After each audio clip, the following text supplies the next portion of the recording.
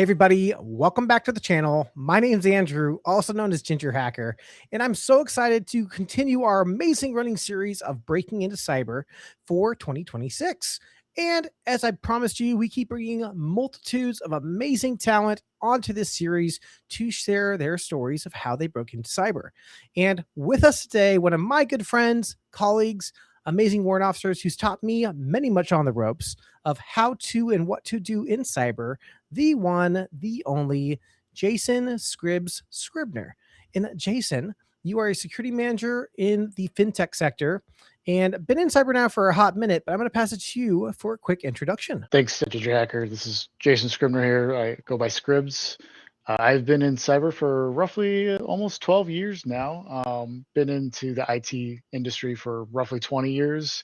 So it's been quite a journey. I've hopped around from the military into government contracts, into private equity, and now we're in fintech. Well, Jason, we're so glad to have you on the channel to get to hear your story. So let's go ahead and get started with the first question we hit everyone with on the ringer, and that's the origin story. So many of us, if you go back to our first grade elementary school days, we had our career day where the teachers would ask us to draw what we wanted to do when we grew up. And we said doctors, and we said lawyers, and astronauts, and basketball players, or something crazy. But obviously, we got into cybersecurity and we're pretty darn good at it. So, what was your journey and how did you break into cyber? Well, first off, unfortunately, I didn't have those first grade classes. I was homeschooled, but I Oh, still had a dream. I can tell you right now, being a cybersecurity expert, it was not one of them. The 90s were not about that. We did grow up on the obscure hacker mentality, but it was definitely not a dream of mine.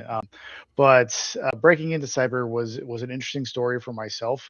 It is definitely not a very clean cut way of getting into it. It was more of like a mixed bag of being thrown left and right to figure out what career I was going to do. But luckily, I had great mentors of myself to kind of steer me in the right direction. I joined the military straight out of what would you call high school. I had to get my GED in order to even get into the military because I didn't have a high school diploma, and went straight into combat MOS, and that was a interesting role. By the time I went through my second deployment, I had a very good NCO to tell me, like, what are you doing here? You obviously are smarter than the average bear.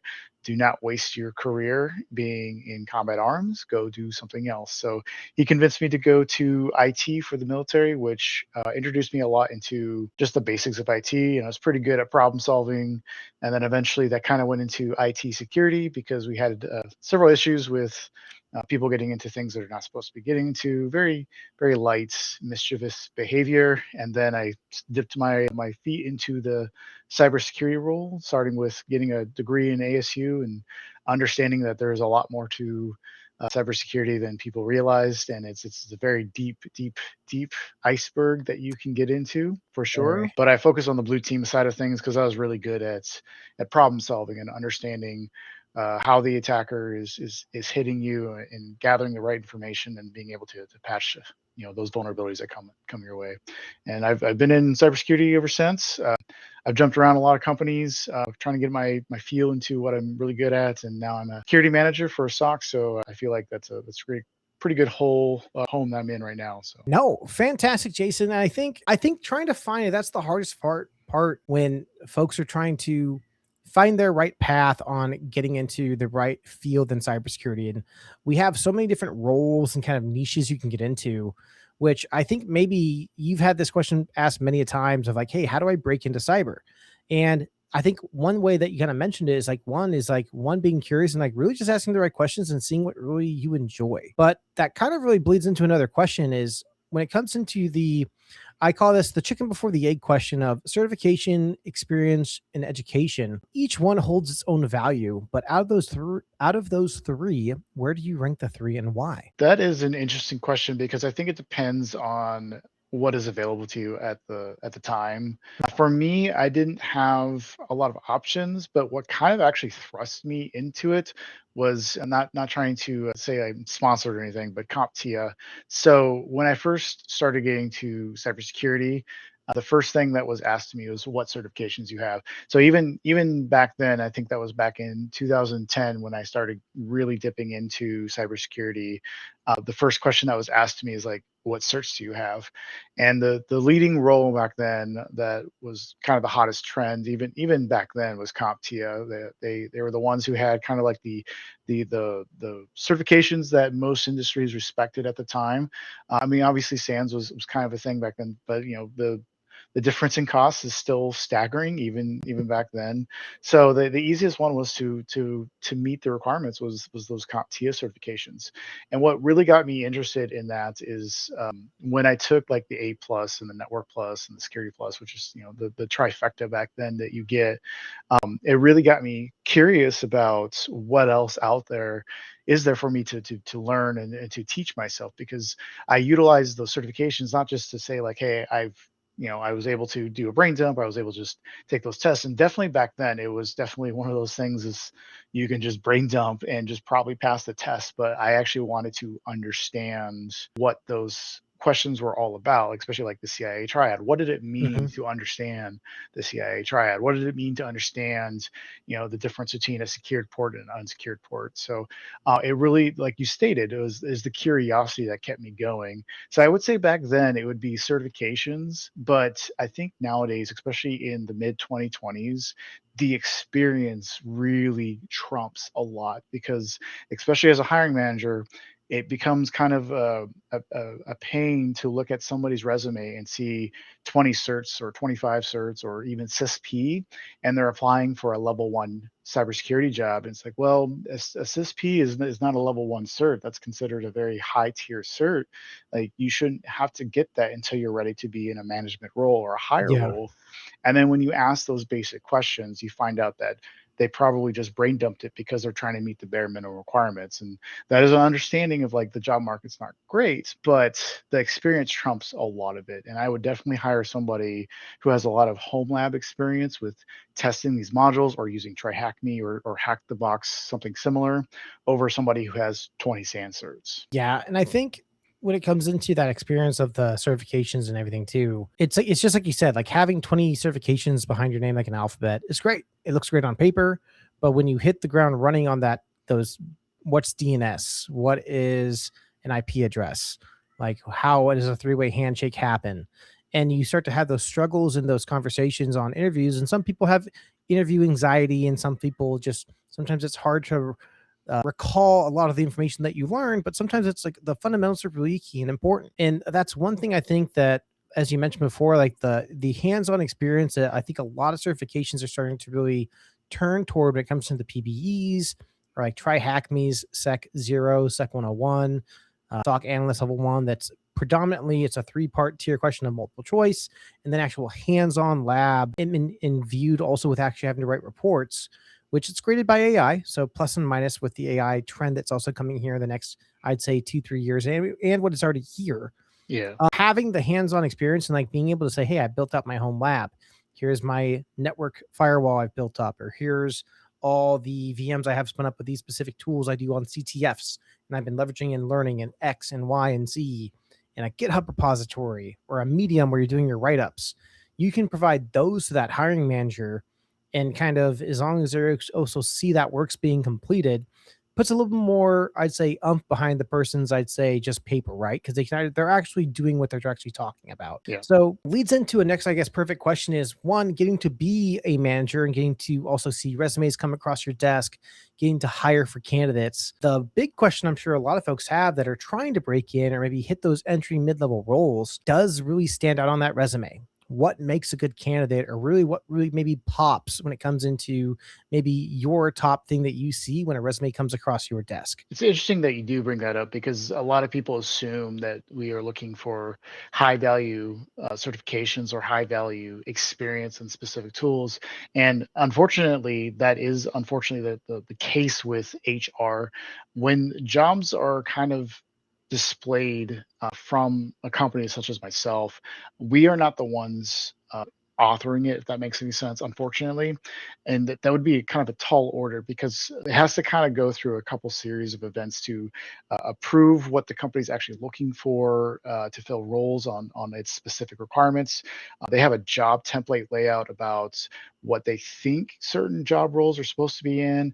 And then they also obviously have compensation, right? Like what type of compensation should this person have?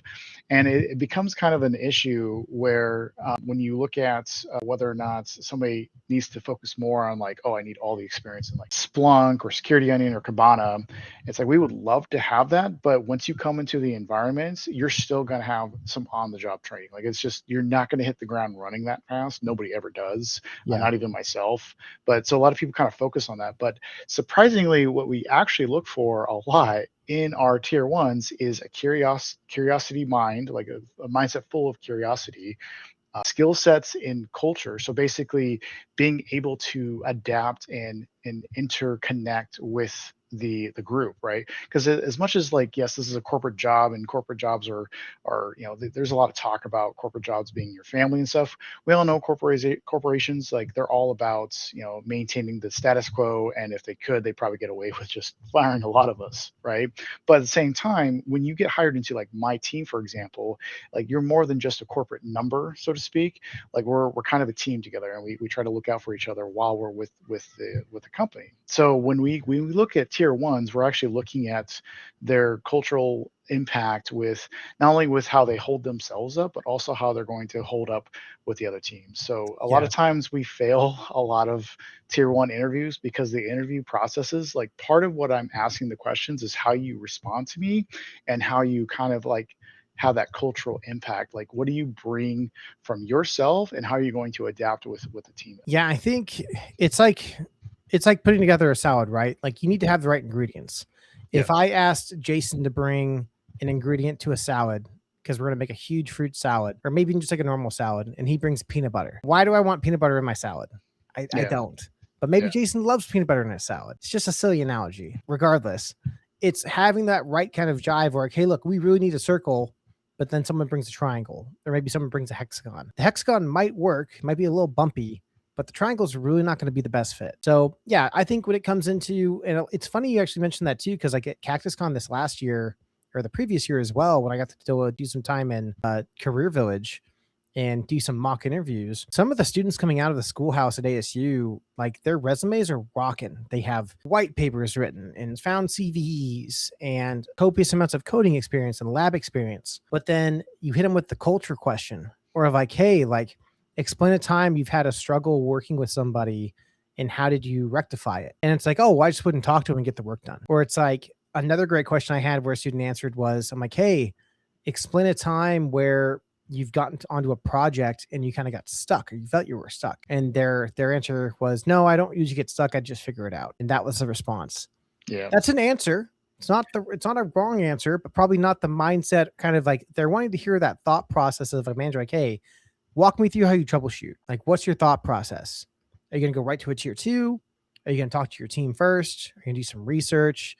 Are you just going to wait till the deadline and then tell your boss, hey, I couldn't find this, so I just didn't do it? I think that's where it comes. It's happened. I laugh because I have experienced that for sure, where like one of my employees will probably work on something for a week and then I'll ask like, hey, how are you doing? He's like, I can't figure this out. And then I'll ask, why didn't you ask for help? And they'll be like, well, I had it, obviously didn't. And Yeah. and to add to that, like part of the culture questions is I always try to remind people, like I know there's especially in hacker community, there's this real big stigma, especially when I grew up through the cybersecurity world the way it is now, is that there's this weird stigma that you have to be kind of a lone person or a lone hacker and you have to be a jack of all trades, which don't get me wrong, right? I try to be a jack of all trades all the time, but you'll start to notice that like as you try to know everything, you don't become a master of anything. Like you're reliant at that point for other masters, which is fine for somebody in my role, because as a manager, my job is to technically be a jack of all trades and be able to rely on the right people and call upon the right people. But for people who are trying to get into cybersecurity,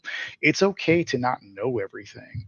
I don't expect you to know every single tool that my company uses at all, but I expect you to know your foundational requirements. And then I also expect you to know when to say, I don't know, I would like to have help. And I think I think this is just a time scale, like it hits every generation. It's not specific to, millennials or Gen Zers.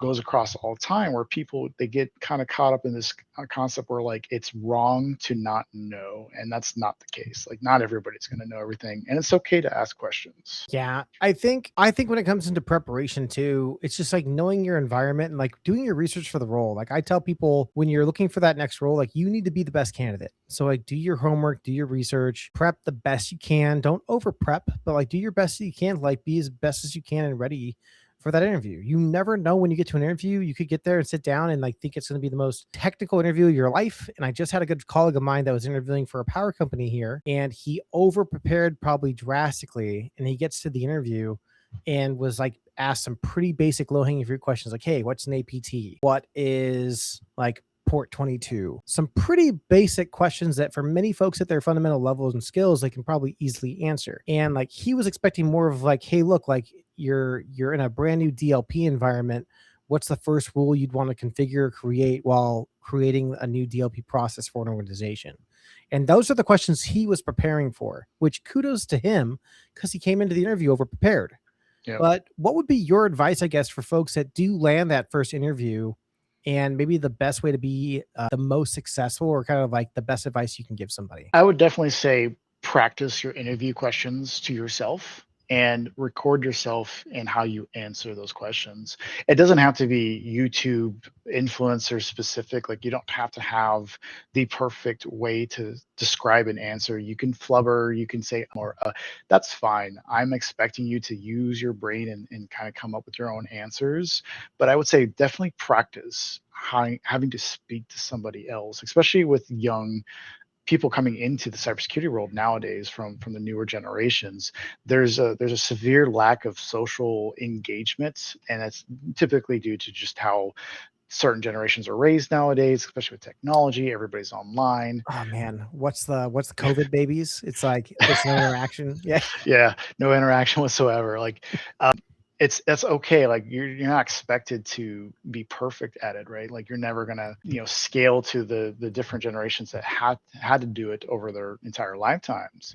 But it does help to like kind of look at yourself while you're recording and understand how your interactions are, how your mannerisms are, how you talk to people, and very like get used to practicing on like challenging yourself and flubbering your own self. Like one of the things that I usually do when it comes to like if I have to do like speaking engagements or talks or even classroom environments, because that's what I do nowadays, is that I will read to myself my own speaker notes and record myself. And then I'm usually like, that sounds really bad. I need to change this because if I can't understand myself, how is my audience going to? And that's a big step for a lot of people, especially young people. It's getting out of their comfort zone, but that's kind of part of life is growing up through that and having to step out of your comfort zone a little bit. The candidates that always get the second interviews are the candidates who know when they mess up, but are more engaged in the interview and are very excited to try to do the job. A lot of interviews that I've had, they're very deadpan and they don't last more than 10-20 minutes because they just have no interest. They just want to see if they get the job or not just based off the resume. Yeah. And I think a great thing that people have mentioned, and I think we touched on it earlier when it comes into like, I think that aspect of like breaking out of your shell is networking and kind of being a part of a community. So you and I are very much, I'd say, engaged in the community. We donate our time at conferences. We're part of New Village. We do stuff with GHI, obviously. But for other folks that might be kind of like brand new trying to break in, what would you say is a huge benefit of finding your local community, finding your local meetups, and just networking in general, which I think sometimes it's like that hidden fourth wall that some folks forget to do in cyber. Because let's face it, a lot of folks in this industry can be a little recluse Yeah. or introverted, and they are not always wanting to go be out and go create a YouTube channel or be chatty Cathy's or go to every conference under the sun. But for those that are not doing that, what advice would you give them to maybe kind of break out of their shell? Social media is such a like a huge impact on the younger generations. Myself, like I maintain some type of a social media presence, but I don't get involved. But I do see the interaction that young people have all the time. Like, everybody has an Instagram account, everybody has a TikTok account, YouTube Shorts, whatever short medium form that they use to get all their information.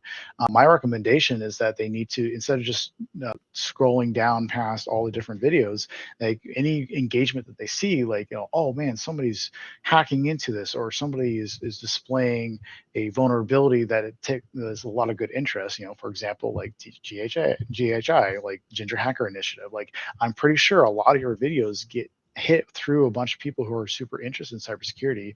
If they take a look at that and they see the comments, they follow more, like they go through the social media trend of actually doing a little bit more work where they follow the trends. And then eventually they'll find your LinkedIn post, they'll find other people who are engaged in social media. And eventually it's just one of those things where like I think what do people call it, like slide into the DM, so to speak. Like, and you just reach out. I mean, it does take, again, it goes back to, even with the interviews, of stepping out of your comfort zone. It does take a little bit of interaction for the newcomers, just to step out of their comfort zone a little bit and just try to message out. And you'll be surprised what people respond to. Like, people are, especially the famous people out there, like John Hammond, like they're way more capable of just talking to you than you think. So it's one of those things that you just got to try. And it does suck when you get a little bit of rejections. Sometimes, like, you're like, oh man, I want to try something out, and if they don't get back to you, it kind of is a little like hurt, like, oh man, I stepped out of my comfort zone. But it's one of those things that, like, you just got to dust off and try again, because you won't. It's like interview process. It's like nobody gets the job that they want initially, like the first job that they apply for. Like, I never got the job I first applied for, right? It's usually the fourth, fifth, sixth, seventh, eighth job down the line. But most of those jobs I get to is through networking and stepping out of my comfort. Yeah, I think it's the community too, is at least it's, I think, grown a long way compared to like 5, 6, 7 years ago. Gatekeeping was kind of more of a thing. It was slowly starting to kind of break down the walls. Now there's so many different communities. There's so many people giving back, really trying to help folks get to their next role, help them break into cyber, and kind of help them really understand what they want to do. Obviously, that's what our community is about. That's what a lot of other communities are about as well, that you can find within this network. We have our local meetups here in Arizona. There's WESIS, Women in Cybersecurity. There's DEF CON 480, DC 480. And it's ideally just finding the right people to chat to, just kind of hang out. A lot of local colleges too. I tell people, like, if you don't have a cyber meetup at your college, make one, make a club. I'm sure you're not the only person that would probably want to meet up and talk shop about tech. So, well, Jason, this has been surreal. It's been fun. And I want to say a huge thank you for coming onto the channel. And as that thank you, as always, we'll be sending you the link to get some awesome GingerHacker swag. Nice. To thank you for letting us burn some time out of your day. But before we kick you loose, we have our last two questions I want to ask you, which, when you're not doing cybersecurity, you get to unplug, step away from the screen, kind of reset for that Monday. What do you like to do for fun? What are you doing to kind of recharge? Well, I mean, just like most people who are in tech, I'm also into video games, and I play my fair share. I mean, not a big Call of Duty guy anymore, and more into the builder type role-playing games. But on my other time, I like to stay in shape because it's super healthy. So as you can see, I have my wall of Spartan races I've been doing this year, and I do a lot of Spartan races. It's like 20 races a year. Yeah. No, do you have a favorite race you've done so far, or a favorite location you've gotten to go to? So far, probably the Fort Carson race that they host, which is like every May they host. It's up there at, in Colorado Springs. You're about 5,000-6,000 feet up, so you're definitely sucking some air. But it is very beautiful to see the Rockies as you're doing that. That's so cool. Well, Jason, this has been so great getting to have you on the channel, to get that insight and wisdom from you as we share our stories of those breaking into cyber. The last question we have for you before we kick you loose is, what's that last piece of advice you give somebody trying to break into cyber? Practice, getting that experience. And it's one thing to read it and have, something like nowadays with AI give you the answer. It's another thing to actually have to live it. One of the best ways you can learn it is teaching yourself. So you're going to keep the knowledge if you can teach yourself. Fantastic. So everybody, make sure you're getting your reps in, understanding that knowledge, taking good notes, reading back your questions in a mirror, and continue to try. So Everybody, thank you again so much for coming on to the channel as always. And as we continue our amazing series of Breaking into Cyber this year, until we have our next guest, we will see you on the next episode of Breaking into Cyber.